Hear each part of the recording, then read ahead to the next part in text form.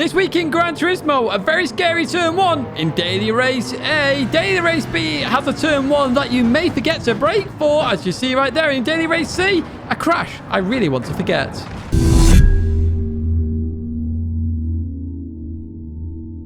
Hello everyone and welcome back to a Gran Turismo weekly race guide here in 2024, week 40. We're heading towards the end of the year now, and interestingly, we've got some new tracks to Daily Race. I say new tracks, we haven't really used them before. That's good to see, and it's what the video was for last week. Maybe they watched it, I have no idea. First up then, we've got Tokyo is counterclockwise. Yes, we haven't used this ever in GT7. We're doing 3 laps. It's a grid start with sports medium tyres, and we're in hand-picked cars, if you hadn't already guessed in the background, with the Ferrari F40s and a few others. The auto updates are off, so you just have to be careful with SR, especially with the amount of barriers and possible crashes you may experience. Now, if you don't like this race, then there are some timestamps there for you to jump to Daily Race B and Race C, which, in my opinion, are good in their own right for different reasons. And I'll show you them a bit later on if you want to watch the entire video, because first up, it is Daily Race A. Now, some key stats here. There are none in terms of those, so fantastic Gran Turismo, well played, bringing us a track we haven't used before. The very sharp turn 1 you do have to be careful of. The barriers get very close, and you have to go very close to the barriers and the walls. And the penalty line is in a really harsh place. If you get a penalty, it's going to slow you up something else. Without further ado then, let's jump into this one. I chose that legendary Ferrari F40, and let's see how I get on. Here we are then at the start of the first race. Diddy on pole, and a lot of people picking the F40. Does feel very planted. I don't know what the other cars are like, if I'm brutally honest with you. Now here we have a grid start. Now I like the brake balance up. I didn't even realize brake balance was on at first in terms of this combo. Traction control is on just for the start. There is no penalty there though, so you can just put your foot to the floor. No need to hold the handbrake or brake, whatever you choose to use normally there. So just foot to the floor and off you go. Now don't forget to turn traction control off. Make sure you don't do that. I put it back to 0 on brake balance because I was like, well, I've been doing practice laps on 0. I better keep with what I know. Now, this is a very, very quick combo in terms of getting towards turn 1 at extreme speed here. And as we go into the braking zone then, everyone's going to get very close here. And arguably, it all looks like it's going fairly okay. I've got 1 car off there, I've got 2 cars off as we go through here. I run a bit tight there now. I'm not sure if that was my fault on Shelty or not, to be honest with you, because we had ghosting on, not ghosting on. I just tried to take the line as appropriate. But we will have a look at that one in the bloopers, which will be at the end of this video. Up ahead then, shadows on the inside of Nico here. And there's Nico, the Belgian driver, as we go into this right-hander. Marasonic's picked RX-7. Nice to see Marasonic in this one again. Nico goes very deep there. And unfortunately, Shadow gets hung out to dry on that wall. And the wall basically stops Shadow. So Nico gets a 0.5 second penalty. That's for a barrier collision. You will experience them as you go around, but it's only fair, if I'm honest with you. If you get a hard hit, you do get one. Nico brakes very heavily for that corner. You don't really brake that much on that corner. Catch that Shelty and cars behind. So unfortunately, Nico ends up in the barrier with a 1 second penalty now. So another 0.5 added to it as we go into the chicane. Another dangerous corner, this one. Very hard to get right. And I will explain that in the lap guide at the end of this race. We get close to Nico here now because they broke so early on the previous corner. I'm trying to stick on the outside here and not really get involved in a fight there. As you see, slows up again a little bit. That is a flat out corner normally as we head up towards the final, arguably the final corner here. It's technically 1 continuous corner rather than 2. And as we go into here, you have to be so careful. It's very much a V shape, so you go far out and then come back in. Don't do what Nico did, which is try and keep a tight line because you just run deep on the exit. You lose all the speed, and now you've got to take that 1 second penalty as well. There you go. There's the penalty line on the straight. So Nico will have dropped off to Narnia. Right, okay, speaking of Narnia, I'm going to get pushed into it. Look at that speed we're going here. 186 miles an hour. Then Shadow is pushing me along very nicely here. The speed is incredible when you do get bump drafted. As we go to the braking zone, I brake really early here. But is it enough? That's the question. Somebody else got completely off into the barriers there. We just get it stopped as we go through here. See Shadow on the inside. Then as we continue on through here, we get slight tap on the rear. Not sure whether that was my fault or not. We'll have a look at that one as well in the bloopers. But they wait up. They think it's their fault. Brilliant sportsmanship there from KTV. Really was. As we head towards lap number 3, then we've got the Italian driver in a Toyota Supra up ahead. Remember, these cars are hand-picked, so they look like they're tuned and player-tuned, but they're not. Gran Turismo have tuned these their way, and so you just pick whichever car you want to use and jump in and have some fun. I'm going to start the final lap here, and again, you're seeing the slipstream difference. Slipstream is massive in this combo. Working together can be very beneficial. However, you don't want a huge difference there, and that's why I avoid bump drafting Mario Sonic in that situation. Let's have a run on Shadow here as well, so we're going to be overtaking 3 cars on one straight as we're going towards the braking zone then. Everybody looking like they're slowing down very nice here as we head in towards the first part of this apex. Round we go. Happy days. Into P4 we go as we continue on out of there. Then we're far away though from the top 3. Can we get there? No, we can't. We do shrink that gap a little bit. I think one of them had a penalty, and we do cross the line there in P4. My favorite position, apparently. Right, in terms of the scores then, they're all going to be down below in terms of the detail, but 6.5 out of 10 for this race. I think it's a pretty good combo. It doesn't get my seal of approval, though, because I do feel the cars need balancing that little bit more. Let's jump into the track guide then. So as we come out the tunnel here, we're already 10 seconds into the lap because it's just literally a long start-finish straight. The first braking zone, the critical one. You got the 200 board and the 150 board. You're actually braking in the middle of that. And I would argue the lamppost on the right that I've highlighted, as that gets very close to the edge of your screen, that's when you're going to hit the brakes, okay? Come down the gears extremely late. So come down your first gear and then just let the car brake. And that's what I do here. Notice staying 4th for a while, then 3rd, then 2nd. It keeps the car stable. Keep a nice tight line. It's definitely the quickest line. I had little play with both of them. It's not like massively quicker. You can do a V shape, but the tight line is definitely quicker as we continue on towards the next corner. We're going to go up towards the left-hand side. We're going to have boards again. So there's the 200, there's the 150, the 100, and what we're looking for is the 50. And we're braking before that. You can see that here. Arguably, it's slap bang in the middle of the 100 and the 50, which makes it 75. But you're going to hit the brakes. You're going to drop to 3rd gear, and you're going to let the car roll a little bit. A lot of this combo is all about momentum, carrying the extra mile an hour here, there, and everywhere. So I drop to 3rd gear here, let the car roll, and then when I feel safe, I start to accelerate over towards the right-hand side, and you've got 2 markers you can use here. You've got the lamppost on the left, or what I use, the red arrows on the right-hand side. The sign that's telling you it's left-hander. Brake just before that. You can see where I'm braking right here. Stay in 3rd gear. Let the car roll into the corner. Don't brake too hard, otherwise you'll just understeer. So you can see I've just gone on the brakes there. It's only 50%. Let the car roll through the corner and then accelerate as early as you can. I could have carried even more speed there for this one. So as we come to this point here, you notice the white line goes straight. That's your turn-in marker that's going towards this right-hander. So you can see the road's just joining this other part of the Tokyo Expressway. So as it goes straight there, the white line starts to turn right. You're going to have to lift a tiny bit in this corner. Only slight lift. You know, it's not all the way off. It's a little bit there. Notice that tiniest bit of lift, and I try and maintain 130 miles an hour. Over towards the right-hand side, you want to open this next corner out. This is a braking marker. So we have the barrier on the left-hand side into, I think they're barrels, but that is your brake marker. It's just a tiny little brake, like half a second braking, and then we're going to turn in and let the car roll through the corner a little bit. It's all about momentum, remember. So there we go. We'll let the car roll, and then we accelerate. So we try to stay above 120 miles an hour. That's your goal on that corner. We continue towards the right-hand side here then. What we're looking for here are the highway markings there. We're braking just after these, and we're braking just before the 50 board. I recommend you stay in 4th gear for this corner. It will keep the car a little bit stable. This is a chicane, so you want to keep as tight as possible to the left to open up the right part of this chicane, and that's what I'm going to try and do here. Notice how close to get to the wall there, and notice I'm on and off the throttle here. This is all about maintaining the speed through the corner. If I maintained on the throttle there, the car would just understeer because the front would lift, and the tyres therefore lift off the road as well.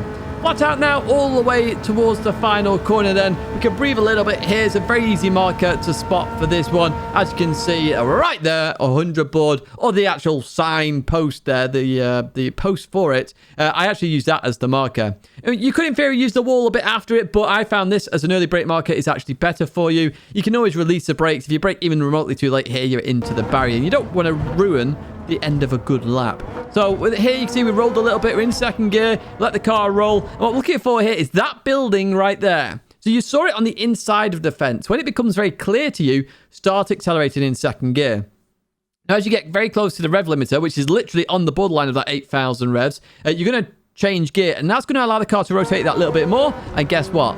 You're going to make the corner absolutely fine. You can click the barrier on exit, but it's going to compromise you all the way down the start-finish straight. And as we fast forward towards the end of this lap, this lap is a 2 minute 7.1, which was rank 1 at the time. I know it can go much quicker, and I think they are in the 206s now as we jump to Daily Race B. And somebody coming back on circuit there.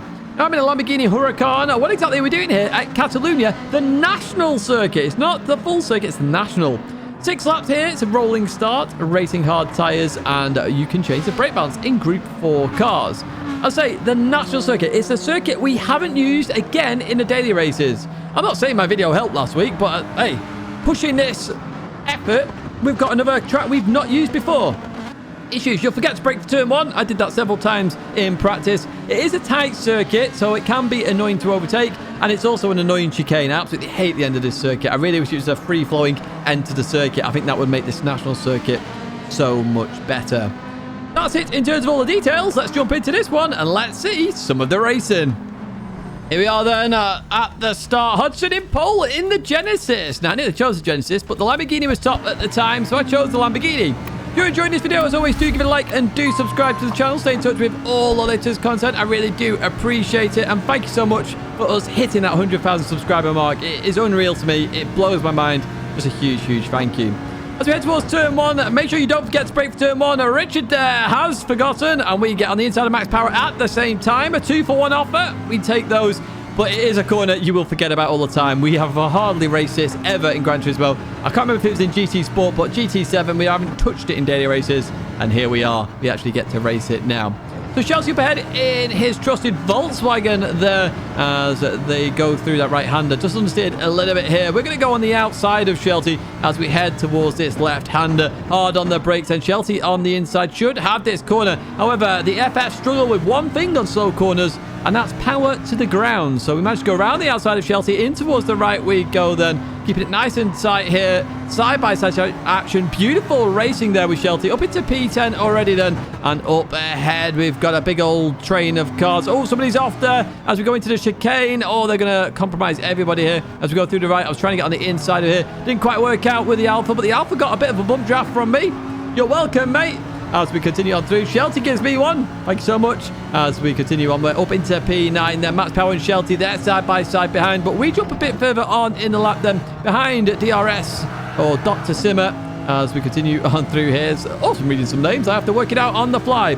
So the Alpha just got a bit unsteady there on the right-hander. We're going to head towards the braking zone here. And I noticed they sort of sent it there. So I was like, okay, I'll back out of this one and try and get on the inside. And that's exactly what I do here to get the position from them. And we are now up into P8 with TTR Dodgy up ahead. Shout out to you. Dutchy does YouTube as well. You can check them out if you give them a good old search. Let's see what we can do here versus the Genesis then as we go into the right. I just get it slightly wrong there, actually. Mounted the sausage as we go into the final chicane. And I do hate this chicane. I really, really, really wish it was just the flowing end to this one, because I think turn 1 would be really good if it was flowing there. But even so, here we exit the final corner, and Dutchy proposed the indicator onto the left. So I thought here Dutchy was letting me go, but Dutchy isn't letting off here. So I got a bit confused there. You can see me speaking to myself as I do in the morning. We're going to head on to the brakes then. In we go, and we go around the outside. So it does look like Dutchy was letting me go a little bit here, and we actually are up to now P7. And I'm struggling with English now, apparently, halfway through this video. Right, let's advance a bit further on in this race, and we've got JSM driver in a Lamborghini up ahead. This is the battle for P4. And we did try and go around the outside. It doesn't work at turn 1, so don't try it yourselves. As we go to this left-hander, this is a corner you can really benefit from being aggressive. You know, I really try and be aggressive out that corner. I get on the inside of the Lamborghini driver as we go into this right-hander, side by side. Beautiful stuff here as we continue on towards the back straight, then still side by side. This is where you got to make a decision. Do you want to go deep and go around the outside, or try and do a cutback? That's what I'm trying to work out here. So I use the radar. I can see that they're going to make the corner fine. So I try around the outside. And this was some beautiful racing. It really was, because I put so much trust in JSM. JSM drove superbly there, gave me enough room. I love that. I really do love that. And you may have seen my reaction there. That's probably going to be a short at some point. Right, up ahead, we've got Raclette Express. Another Lamborghini driver here as we head in towards the chicane. We slow it down nicely. Lap number 5, about to go into the final lap, so this is going to be the last chance at a position gain. Can we get P4? It could be 2 P4s in a row potentially here. So we get onto the start-finish straight, about to start the final lap. And up ahead, Express driver, the Lamborghini driver, pulls their indicator on. So a bit confused off, to be honest with you. I was hoping for a race here. I always love a good race, so, you know, you don't have to let me go here. You know, you really don't. We could have a good race, but I appreciate it all the same if you wanted to let me go. Maybe you didn't want to lose any more positions behind, and we do take that P4 position. We cross the line with the fastest lap there at the end as well. Congrats to Hodgson in that Genesis, and I'm going to have more goes at this race this week. I am pretty sure I am. In terms of the scores, though, I've only given it a 5 out of 10, and that's mainly because of the start type, really. There's no real strategy. There are some penalty issues on this one as well, where I'd argue the track limits shouldn't exist, like the exit of the fast right-hander, which I'll talk about shortly.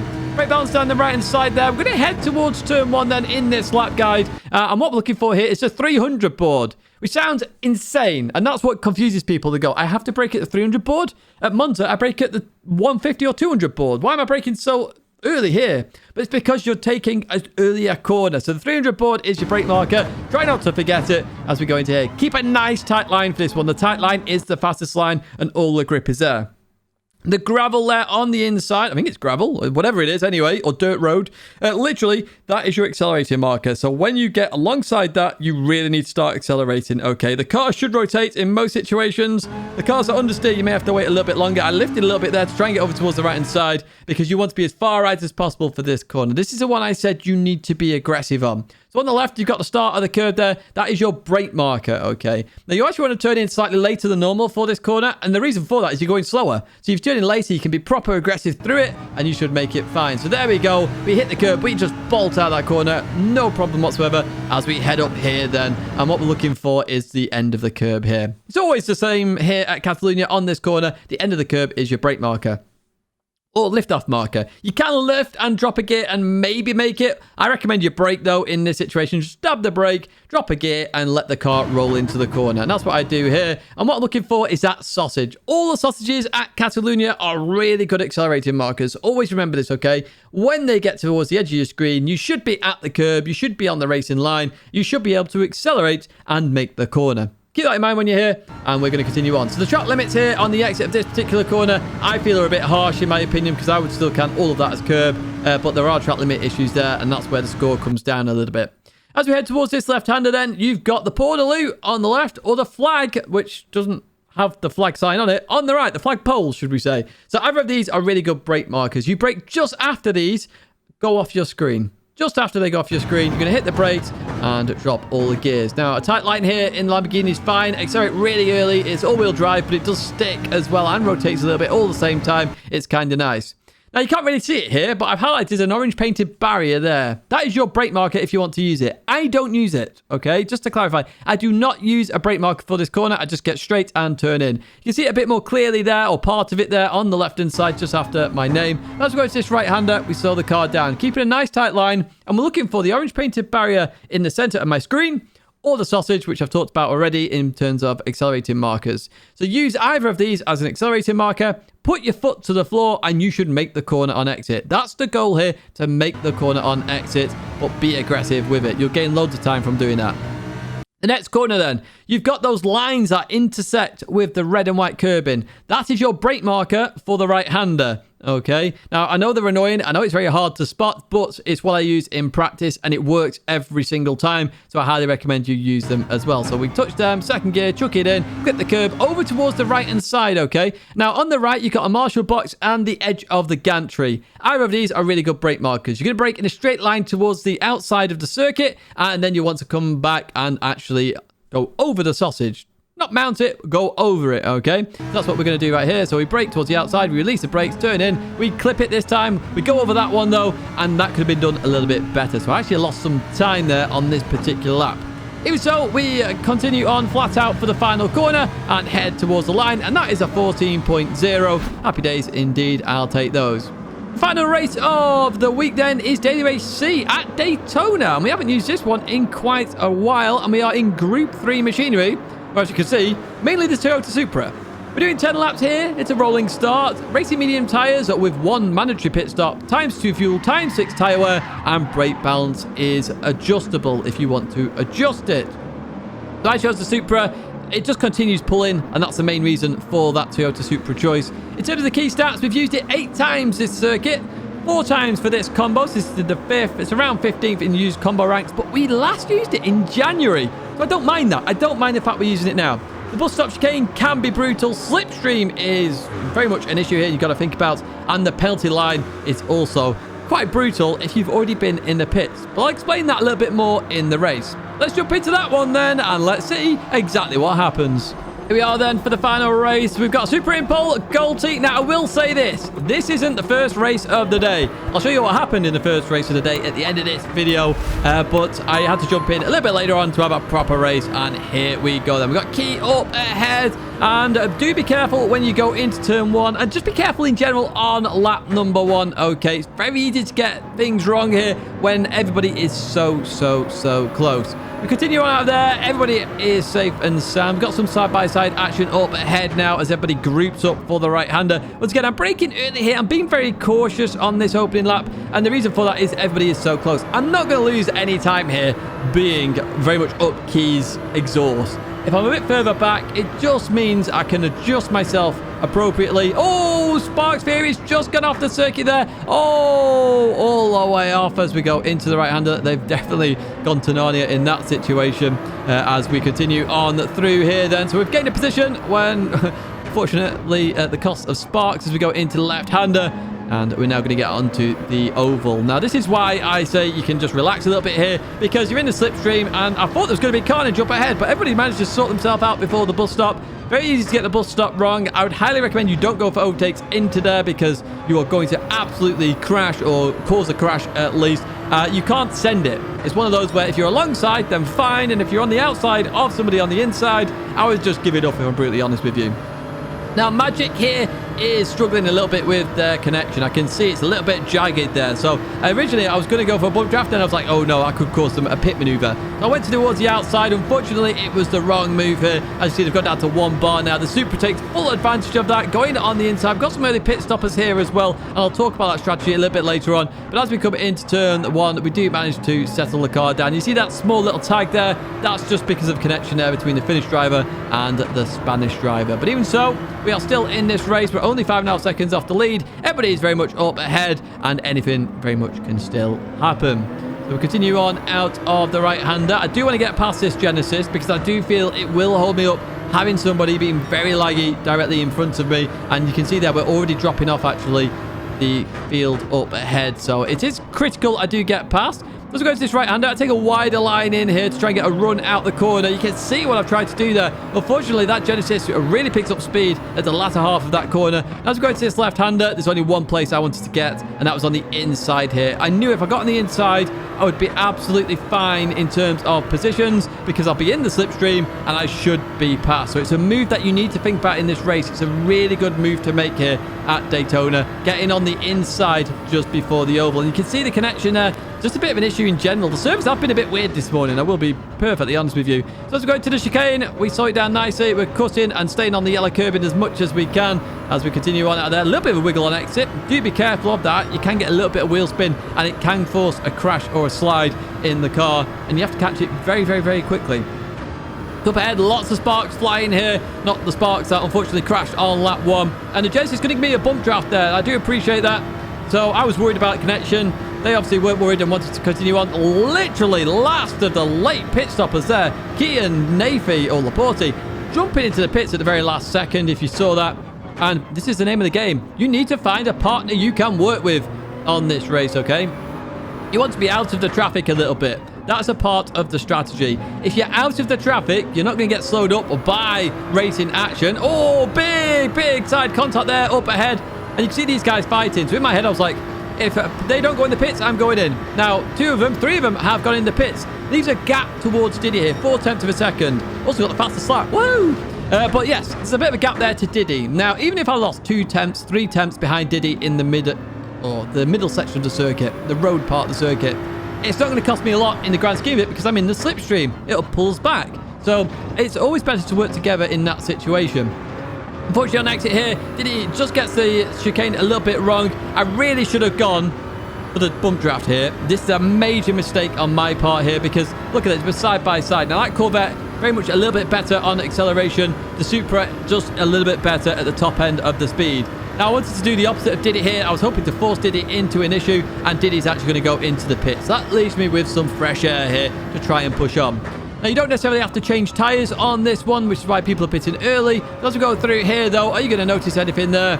That was a little bit wide on the chicane, and guess what we're going to get because of that?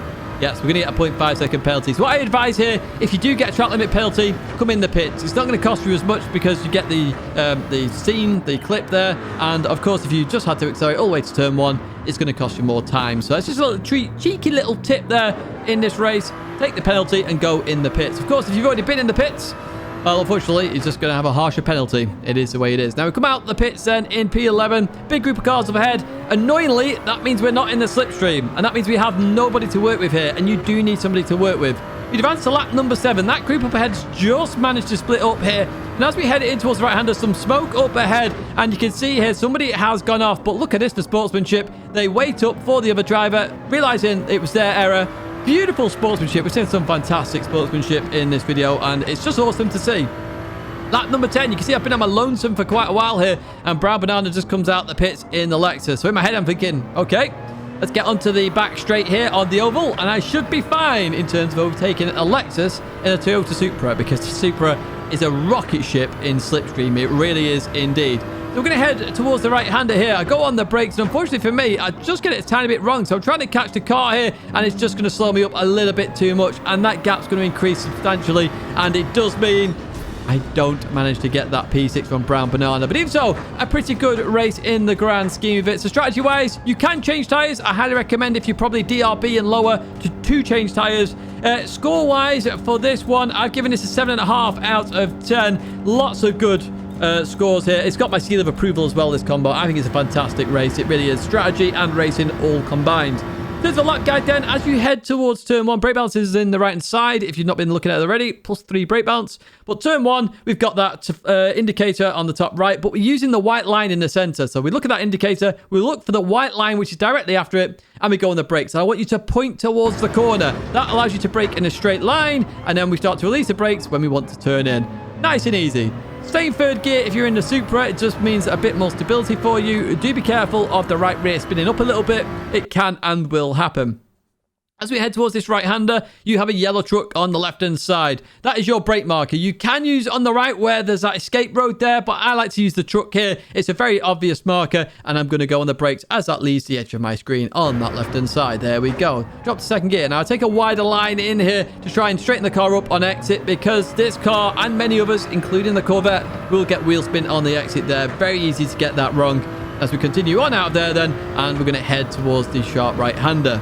Now, as we do this, we've got a nice, lovely brake marker on the left-hand side. It's the dark tarmac there. Very easy marker to point out, okay? So when you get to that point, you're going to hit the brakes. Now, for this corner, you can go out wide and come back in. Other times, you may want to keep it very nice and tight. It's entirely up to you on this one. It really is. I can't even remember what I do myself on this one. So I brake in a straight line, and I'm going to try and keep it nice and tight. It starts to open up. That's when you want to accelerate. Be careful on exit. Straighten up as quick as you can, and you will avoid power oversteer. If you don't straighten up, the car will start to drift. As we head towards the left-hander, a very critical corner to get right this. So you can either use as the track goes towards the right, or the barrier color change on the left-hand side. Really good marker that actually on the left, because it's as it hits the edge of your screen in bumper cam. So I highly recommend you actually use that. So second gear here, we clip the curb on the inside, and we're on the throttle very early. It's all about maintaining speed on the exit of that one. It will settle the car very quickly in terms of the turbo spool as well. So if you can do that, you will have a very safe exit. Otherwise, if you're aggressive with it, you're going to be all over the place and spinning the wheels. The bus stop chicane. You're looking for this flag indicator in between the 2 and the 1 board. This is your brake marker. Brake earlier than you think for this corner, okay? You want to set up the exit. It's not really about the aggression on the entrance. It's about the exit. So we brake here, we turn in, we clip all of the yellow curb, clip all of the inside there. We then accelerate through, and we just stay on the yellow curb there.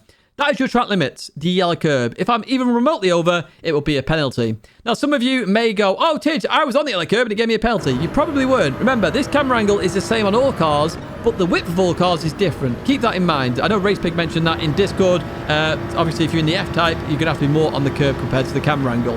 We crossed the line there with a 143.9, and we're straight into the bloopers here. So was it my fault with Shelty? We've got cars all over the place here as we go through here. Yeah, I'd argue that's probably a little bit more on me there. Shelty was on the inside. I should have opened up the steering a bit more. There's a lot going on there, and you will experience that in your own races. There's so much going on into turn 1 here. There will be lots of crashes. Coming into here, though, Hodgson, I think, just gets it slightly wrong into Diddy, and a bit like Snooker, fires Diddy into KTV there. And, well, look at Hodgson. He's trying to give the place back, but can't really do much here in the situation. and continues on out there. Unfortunately, clips the barrier, which will give him a 0.5-second penalty as well. KTV in towards the first corner we go, and look at this. Look at the sportsmanship there. Saw they were going to hit Mario Sonic, went towards the left-hand side and hits the barrier. Unbelievable stuff here. A big shout-out to KTV. Leaves the corner there, just taps my rear and turns me off and waits for me again. Like, the sportsmanship there is unbelievable. Shout-out to KTV for that one. Turn 1, National Circuit Catalunya. Here's Richie making the mistake of carrying on towards the actual Turn 1 at Catalunya and going off the circuit. Richie wasn't the only one, though. Here's Dutchy. So Dutchy fell back a little bit. So there's 300 board. Continues, and then realizes when everyone else is slowing up that it's actually the national circuit and goes off. Very easy to do, though. You're going to see lots of people do that this week here at Barcelona. For the final bit of the bloopers then, we have Sparks here side by side with Crucian_YouTube. As we go through the left-hander, Sparks just clips the curb wrong and trying to recover the car. Unfortunately, it's a bit too late, and dirt makes them spin round there and straight into a barrier. Fortunate Sparks, nice to see you though. Here we're on board Gotex. What actually happened between the Spanish driver and German driver here as we go through the left-hander? So the German driver goes defensive there. Gotex tried to get on the inside. Unfortunately, it didn't work. But again, the sportsmanship is unbelievable. I want to show good sportsmanship, and this is exactly what you do. It was their mistake. They own it. They wait for the driver, and now they can continue having their race. Here's what happened in the first daily race of the day. So I was being very cautious here in towards the chicane. Unfortunately, Metal Ape Racer got it wrong, hit my rear quarter, and I went straight to the barrier and got engine damage. If I didn't get the engine damage, I'd have been fine and carried on, but it cost me another 10 seconds in order of get going again. Now, Metal Ape Racer has apologized to me already in a message, so, you know, it's nothing to worry about. People make mistakes. What you need to do, though, is give this video a like and subscribe. I really do appreciate the support. My logo's there to subscribe as well. 2 videos there to check out. And once again, a massive thank you to you all for subscribing. 100,000 is unbelievable. Big, big thank you. And I hope to see you in another video or live stream again very soon as we celebrate even more.